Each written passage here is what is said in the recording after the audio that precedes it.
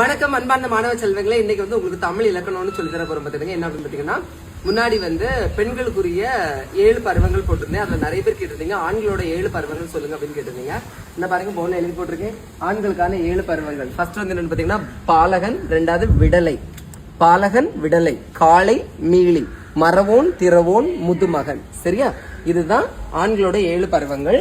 வயசு எப்படின்னு பாத்தீங்கன்னா, ஃபர்ஸ்ட் பாலகன் 1ல இருந்து 12 வயசு. சரியா? அடுத்தது 12ல இருந்து 24.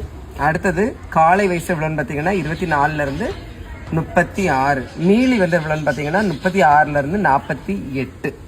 மறவோன் எவ்வளவுன்னு பாத்தீங்கன்னா 48ல இருந்து 60. சரியா? திறவோன் 60ல இருந்து 72 வயசு. முதுமகன் 72க்கு மேல். சரியா? நீங்க இப்ப எந்த வயசுல இருக்கீங்கறத மறக்காம கமெண்ட்ல சொல்லுங்க. நான் எந்த வயசுல இருக்கேன் தெரியுமா? மீளில இருக்கேன்.